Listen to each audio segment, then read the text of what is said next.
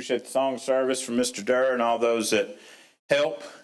We start off the year with someone new in the pulpit. Let me assure you, this will not be the norm.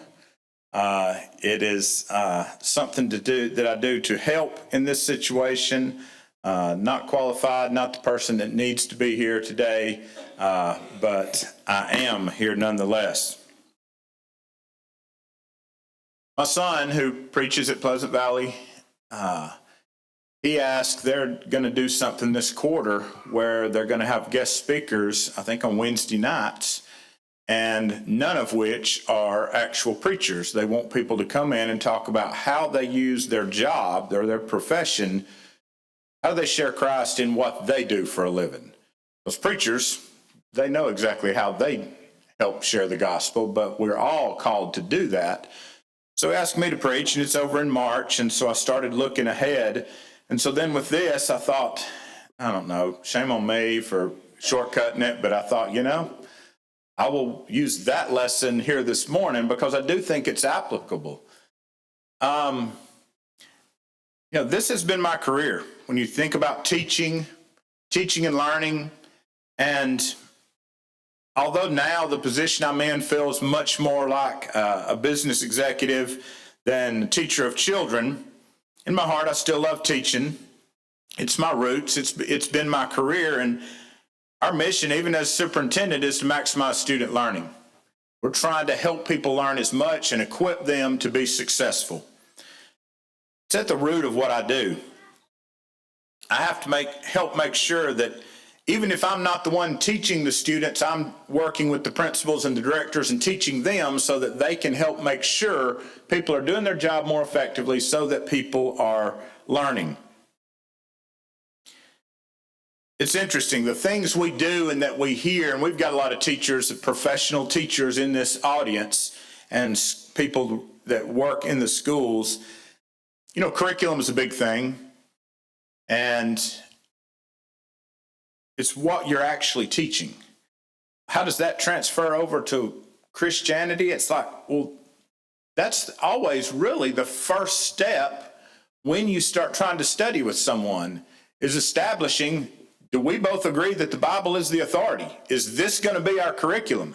Because if you're talking to some people about trying to get them on board with being a Christian, they may believe the Bible is the standard. They may believe that it is the curriculum and it is what, it's God's inspired word, but they don't necessarily follow. There's other people, if you're talking to someone that's a Buddhist or a Catholic or a Mormon, then they can say, look, I know that you're basing that on that book, but I don't believe that book. There's something else that I use as my curriculum. So I do think you got to start with, okay, what's the curriculum? What's the authority? In education, we talk a lot about teaching standards or teaching to a standard. We have learning goals. Isn't that what the life of Christ was for us? It's the model. This is what we're trying to do. Bama fans know, you hear that all the time. Nick Saban would always preach, you got to play to a standard. We're not competing against them, and we're not it's not about the scoreboard, it's about a standard. This is how you do it right, and that's what we're trying to do. And you may never have the perfect game, and you definitely won't live the perfect life, but Jesus gave us the standard of here's the model, here's what we're playing towards, here's what we're working towards, here's what we're living towards, and we're trying to live to that standard. Our students may not all 100% be at mastery level, but this is the standard we're trying to get them to. Another piece of it is just the methods of teaching. And there's a lot of different ways.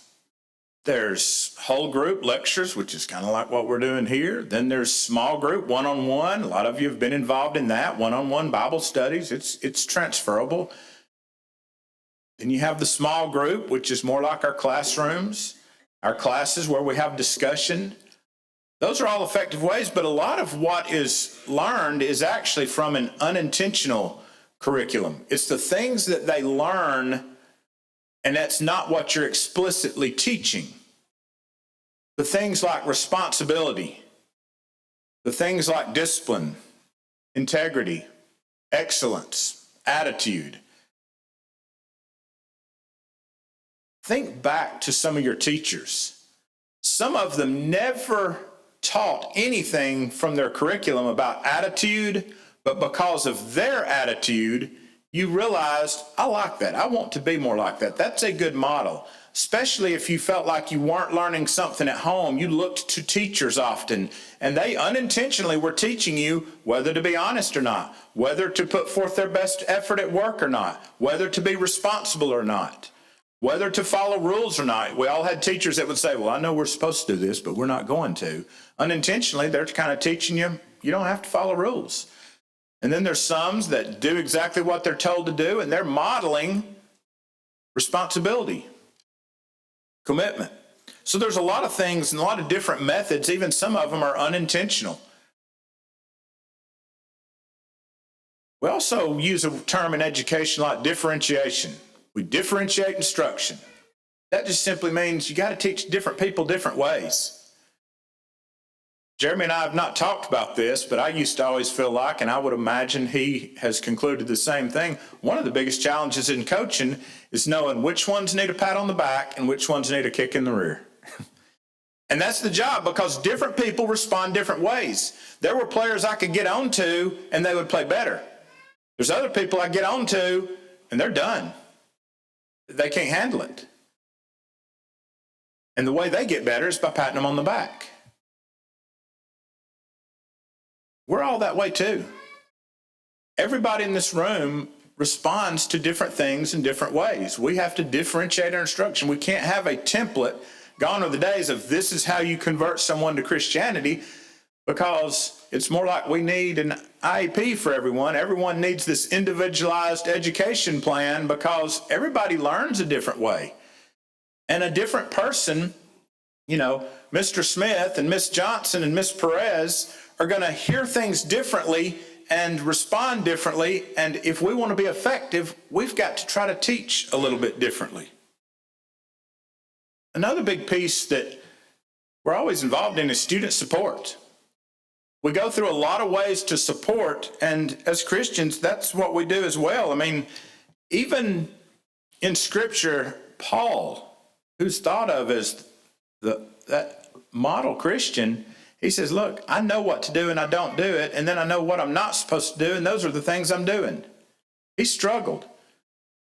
Besides worship, the other purpose of the church, because when people say, well, I can worship at my house, and that's true, but you can't edify one another at your house. And the building each other up and that student support, that support of one another, in God's wisdom, he knows that's what this is about, is being together to support one another. So these are the things I've spent my career on, and it makes time to spend time looking at teaching and learning from a Bible perspective. The methods used by Christ.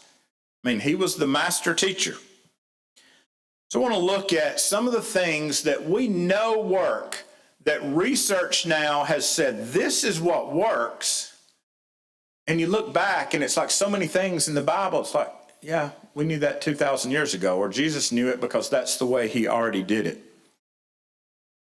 Was there value, first of all, in teaching and learning? And I think I've shared some of this before. I think it was in class, but sometimes you value, and people used to, especially our presidential leaders. There was a time period where they would actually not talk for quite a while on their deathbed because they wanted something to be recorded distinctly as their last words. John Quincy Adams says, "This is the last of earth. I am content." Andrew Jackson, "I hope to meet all you in heaven.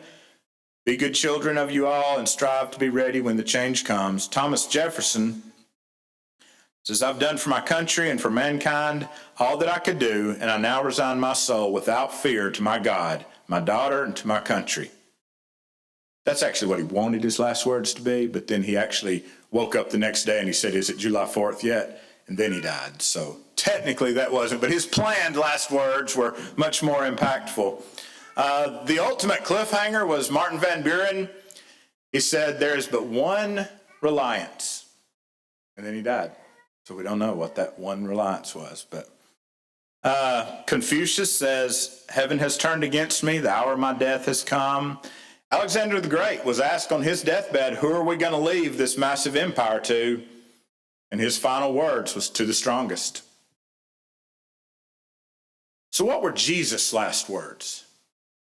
The Son of God. If you look at his time on the cross, it is finished, or it is complete. But are you aware of what his final words were? Because he did rise and he was here before he went on and was done with being on earth. It's Matthew 28. Matthew 28, 19 and 20 is his final words. And I think it's interesting that he says, therefore, go and make disciples of all nations, baptizing them in the name of the Father, the Son, and the Holy Spirit, and teaching them to obey everything I've commanded.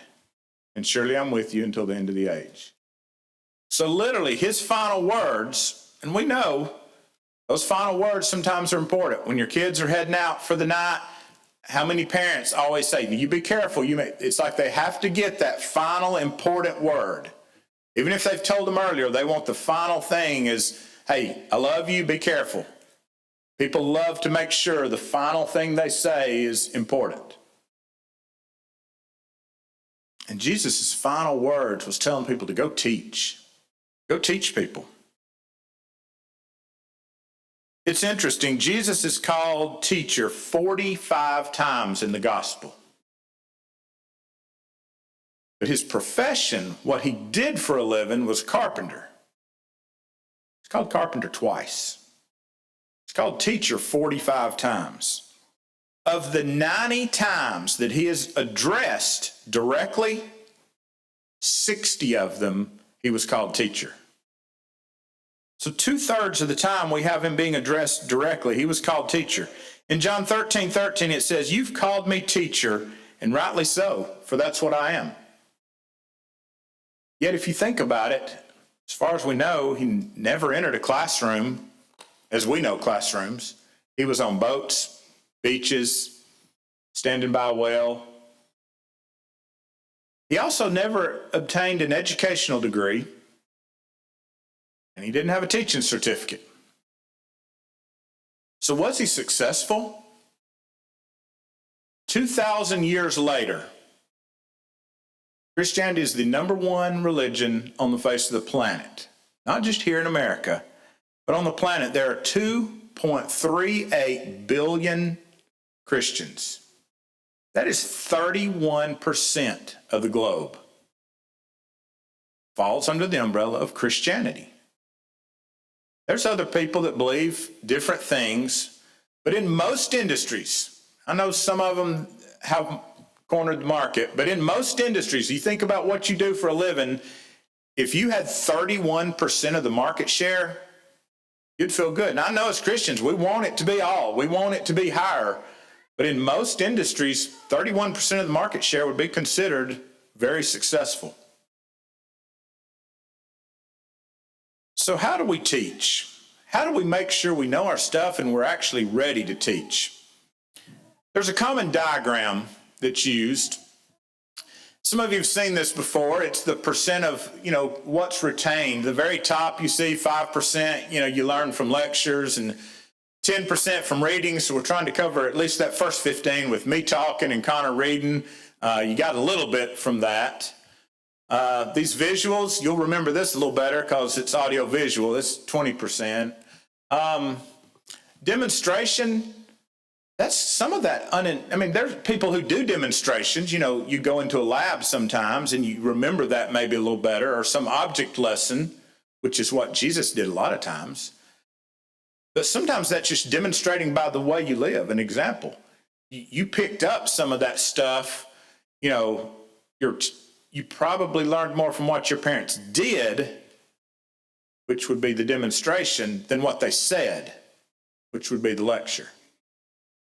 And that's why some of them actually just say, they say, do what I do, do what I say, not what I do. But this says that's probably not going to happen. People retain more about seeing it.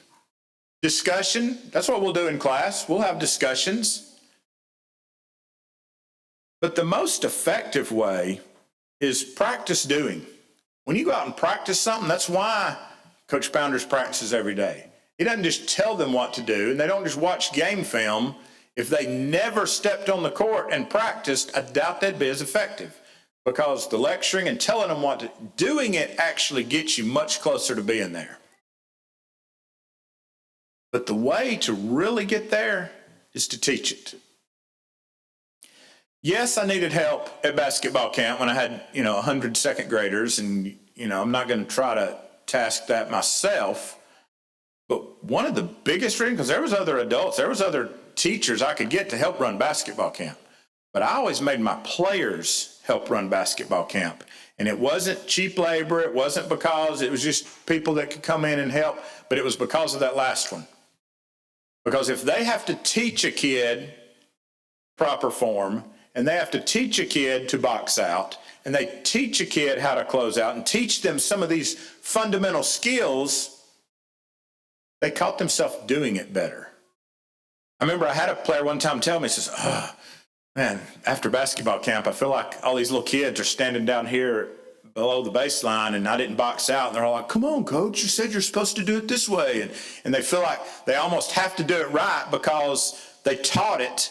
So now I have to do it the way that I taught it and not be sloppy and not be lazy, but do what I'm teaching. So the highest level is to actually teach it. And a lot of times we're all hesitant when you don't realize, you think, I don't want to teach. And I'm not saying you have to sit up here. You don't even have to teach class. Jesus didn't teach in that formal environment. But the best way is to be conscientious about teaching people. Think about who was the best teacher you ever had. Who is the best teacher you ever had? In some cases, it's the person who seemed like they cared the most. They took a lot of interest in you personally. Maybe even came to one of your games or your concerts or one of your performances. Maybe they saw you at church and would talk to you about things other than math or science or English. Maybe it was the one who had high expectations. As odd as it is, there's some people in this room that thought of someone that most people thought was really strict. But for some reason, they liked that. Because if I think of one of my favorites, and some of y'all had him and probably hated it, Don Snodgrass was one of my favorite teachers. He had very high standards. This is the way it's going to be. This is what. And I got in college, Wayne Canis. Everybody thought he was the most impossibly hard. I remember it came in and there was this 4-page thing, a timeline of everything in geology, and it was all these different eras in history. And he just said, you'll memorize this entire thing and everything on it, or you won't pass this class. And it was like, you've got to be kidding me. We looked at it and it was like, that's an impossible task. But we did it. And there was something about having those high expectations and that challenge, because at the end, there was a feeling of accomplishment. This wasn't, skip class, sleep through class, and I can still make an A. There was a feeling of pride of, yeah, I did that class. I passed it.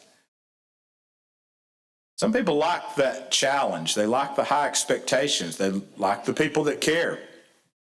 Some people's favorite, I asked Annie and Christian the other night out there, I said, who was your favorite? And Christian was saying something about someone who, one of his 7th grade history teachers that just loved it so much that sometimes it's just, you could just tell there was so much passion. Jesus was a passionate teacher. I feel like that, he gave his life for what he believed in. And he said it was Coach Williams. A lot of y'all had him. He said that was her favorite. I said, why? She said, well, he always taught it in different ways. We'd go outside and shoot guns, or we'd do this project. We were doing different ways of doing things. It was more like real life stuff. And he also was nice. He cared and took interest in her. Those are the kind of things that happen. I've talked to Mary about it before, and she's talked about Miss Sweeney. And Miss Sweeney was a passionate person. And there's names that some of you know, and you think about these people, and they fit some of this. So in Titus 2, 7 and 8, in the same way, encourage the young men to live wisely, and you yourself must be an example to them by doing good works of every kind. Let everything you do reflect the integrity and seriousness of your teaching. Teach the truth so that your teaching can't be criticized. Then those who oppose will be ashamed and have nothing bad to say about us. This is Paul telling Titus, a young minister, this is what you're going to do. But I want you to understand, everything I've talked about, I want to keep re-emphasizing. This does not mean you have to be a classroom teacher. It don't even mean you need to be teaching the auditorium class. You don't have to teach a class here, but we are called to teach people. And there's a lot of different ways to do that.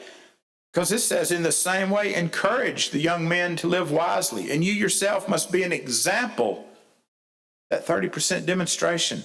Be an example to them by doing good works of every kind. Let everything you do reflect the integrity and seriousness of your teaching. Deuteronomy 6, 6 through 9. This one says, these commandments I give you today are to be on your hearts. Impress them on your children.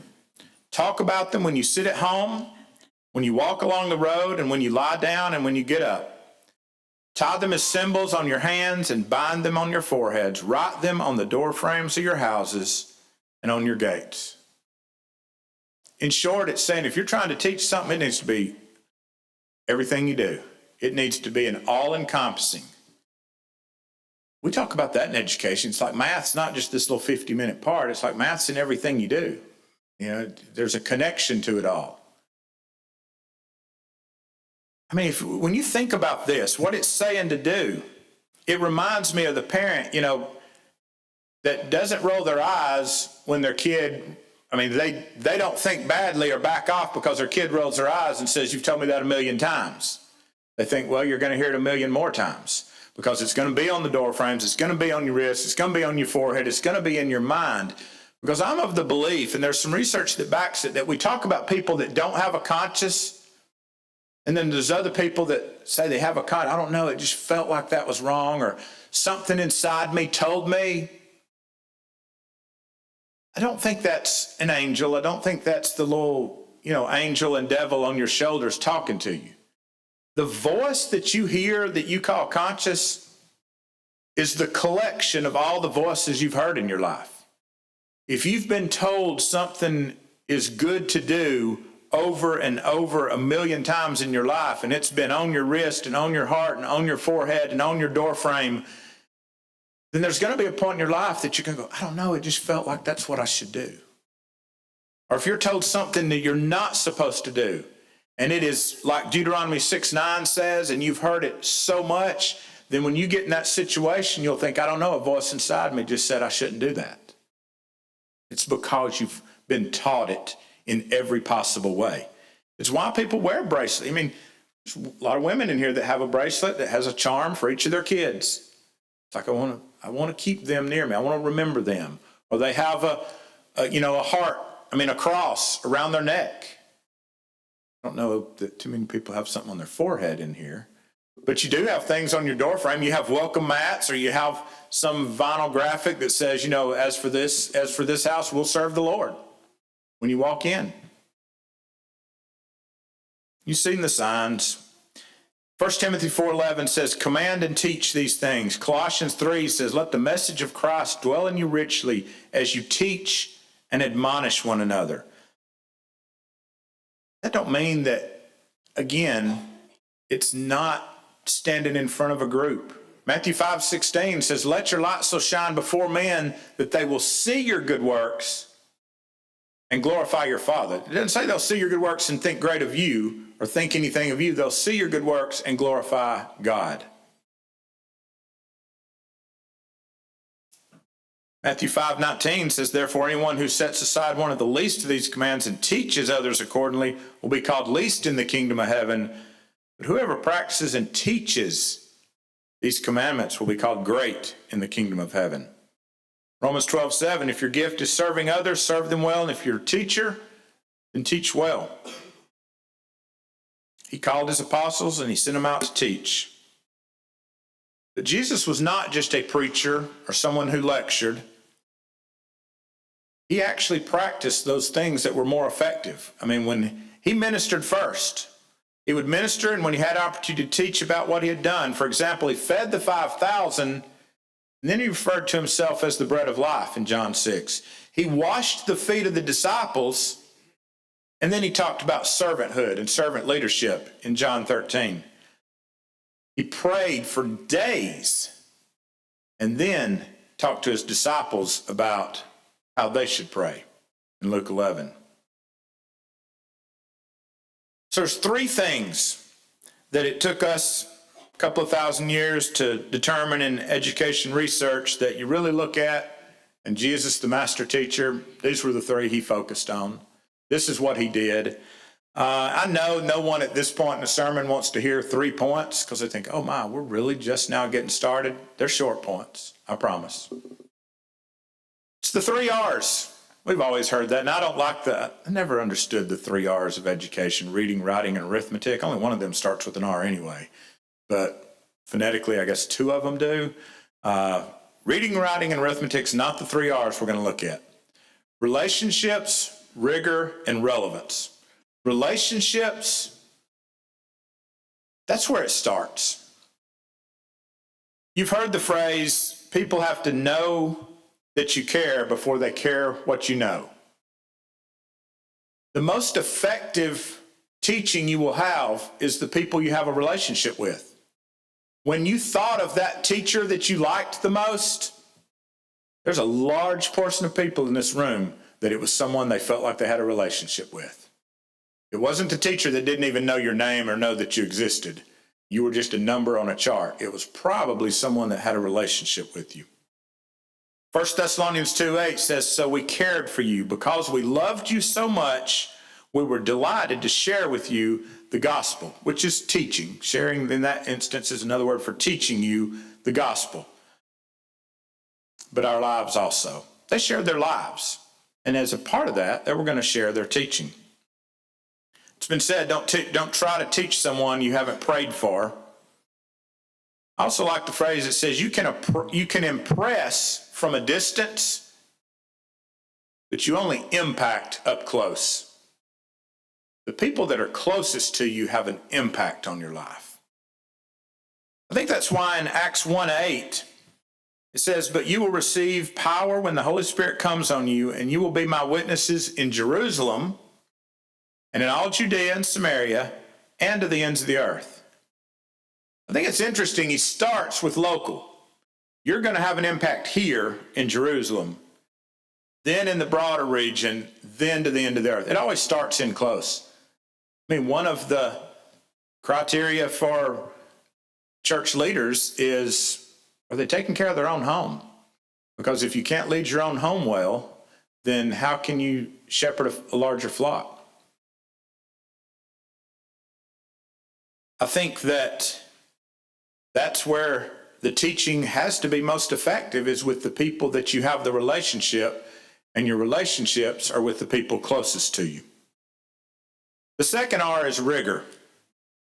Teachers in the room hear that word ad nauseum. They hear it all the time. This is really related to that high standards and high expectations. People in some way, and they can't even explain why, but deep down people kind of like that. People in here that were in the military and went through boot camp, that's something they almost enjoy talking the stories. And it's our military's ways.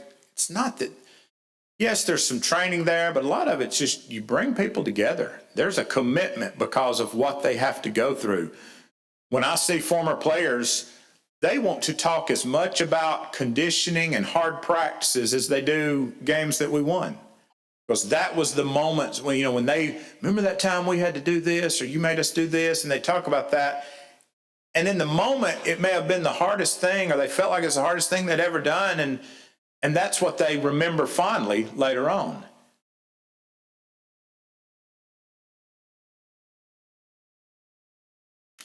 I think that the rigor helps develop that number one thing, relationships. when you go through hard things together, you have a bond with those. That's why people who were literally in war, Ray has a relationship with the people he was on the battlefield with, partly because of that rigor, because this wasn't easy stuff. We went through hard stuff together.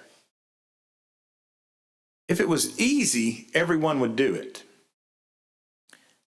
People want exclusivity. There's pride in being a member. That's why some of these clubs, it's like an elite organization. People pride themselves on being part of an elite group. And yet Jesus tells us straight up front, being a Christian's not easy. The world's trying to bring the masses in by saying, man, it's this easy. All you got to do is this. It's that simple. Jesus spoke straight. He said, it's not easy.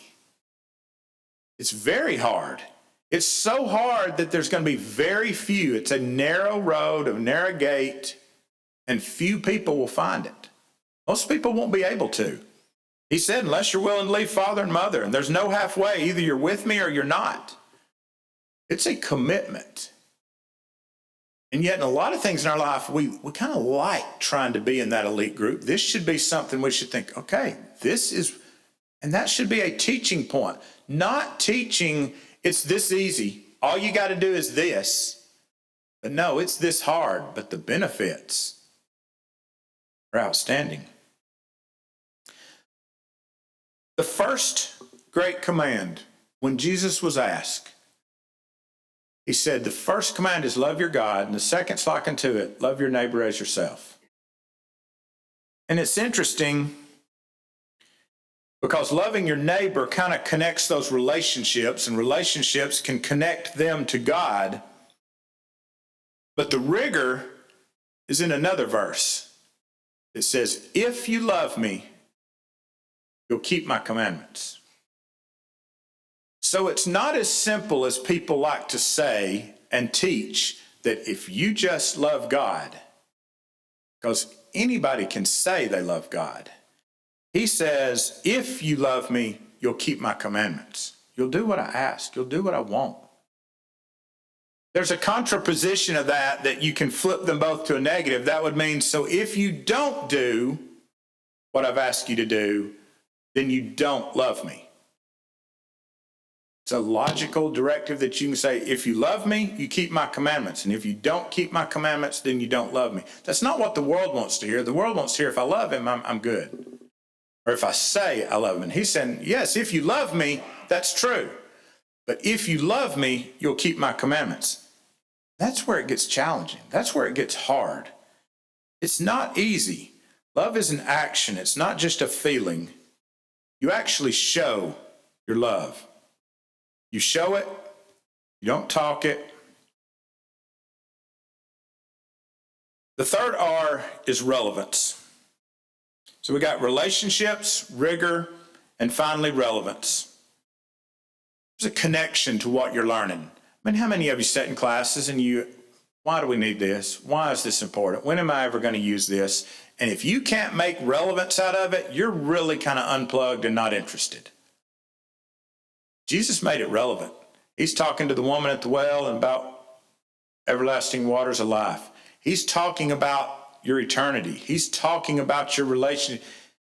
He made everything relevant. He used parables. Most of his teaching was an agriculture-based analogy, or it was an analogy of things they understood, shepherding and flocks and crops and seeds, lost coins that you're sweeping the floor for, and people could relate to what you're saying, and it made it relevant. It's got to be a top priority. It's got to be the only priority. Everything through the lens of the mission. God's laws make us better in every way. It's not just we do this because he said so, but he's all wise and all knowing. And when you think about people that have lots of problems in their life, typically the root is rooted in doing things contradictory to God's word.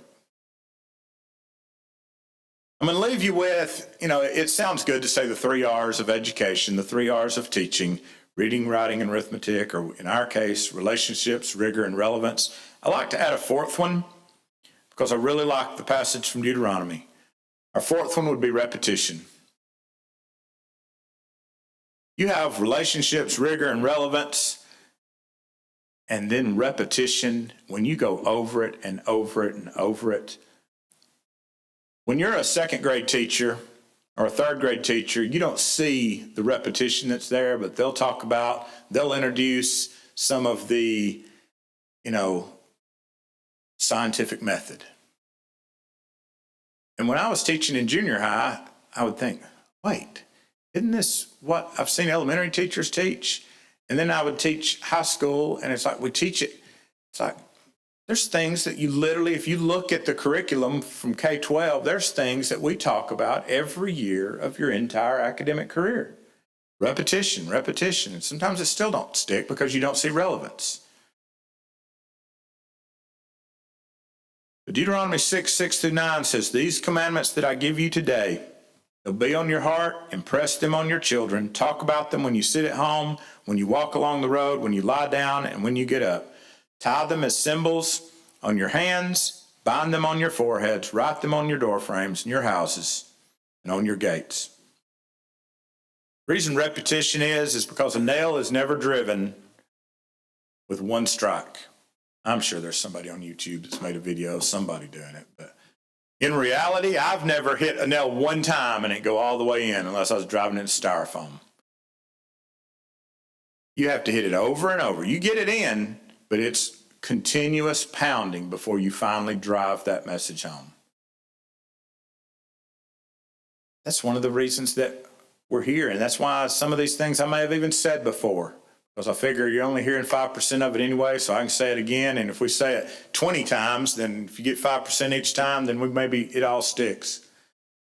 But Jesus was the master teacher, and we are called to teach.